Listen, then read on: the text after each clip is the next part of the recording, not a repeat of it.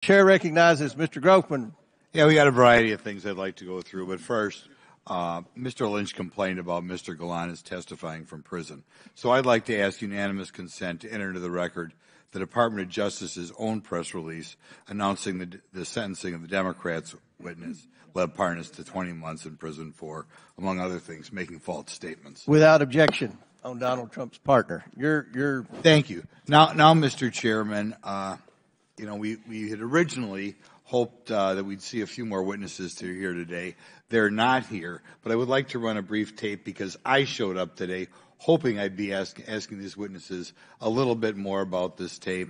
I know that there's some mystery, or some people feel it's still ambiguous as to how this prosecutor was fired in Ukraine, and I wonder if this tape could do a little bit more to shed light on why that prosecutor was fired and why we want Hunter Biden and Mr. Archer here today.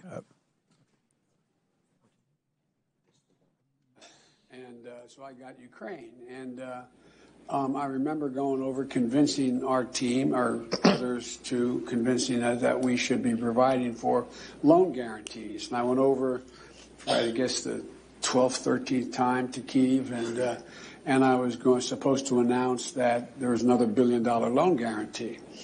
And I had gotten a commitment from Poroshenko and from Yatsenyuk that they would take action against the state prosecutor, and they didn't.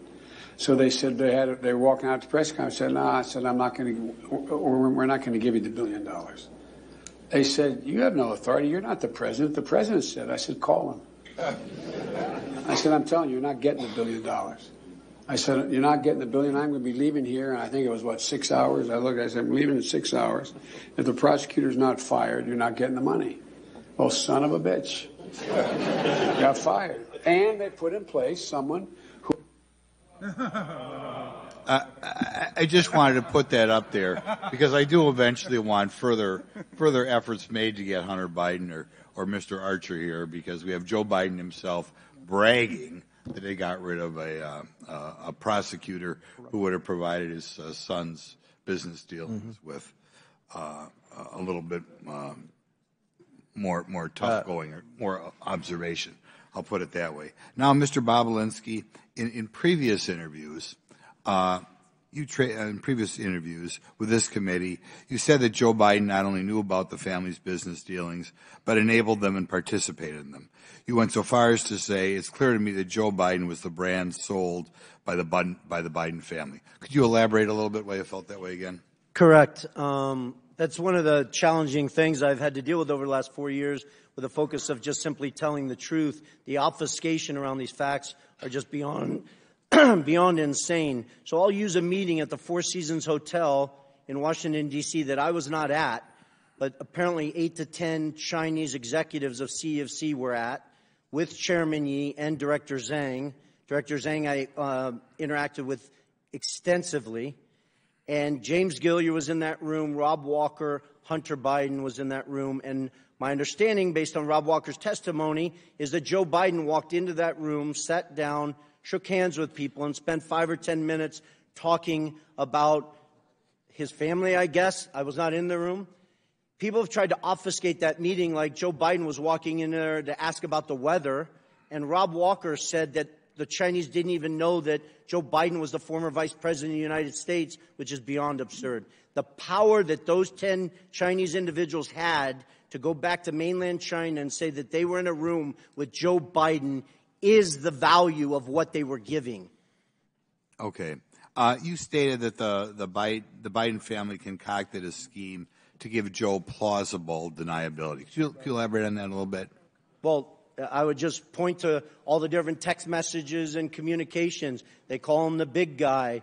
I wasn't involved with Mr. Galanis or Mr. Archer, but they're giving you numerous data points. There was obfuscation. They didn't use his name. They used the big guy. You weren't supposed to talk about it. It was just, okay. And you personally met with the vice president? I did twice. Okay. And it was obvious. Did he say anything that indicates that you wanted him to help his son, that sort of thing? Well, he thanked me for helping his son and his brother and asked me to keep an eye on them.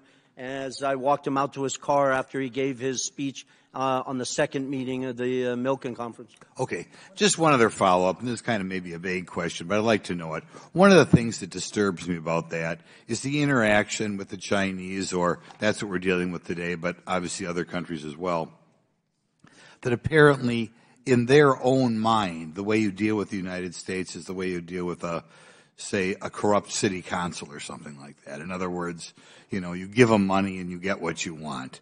Do you want to comment on that, or did you hear any stories about that, or did you hear stories that they were surprised how easy it was to buy the U.S. government? Well, I think it was expired, but answer the question. But please feel free to answer the question. Yeah, I think CFC, and there's tremendous evidence, believed that they were bribing the Biden family, and they were doing it via Hunter Biden. It's kind of shameful. Thank you. Very good. Chair now recognizes Mr. Khanna for 5 minutes.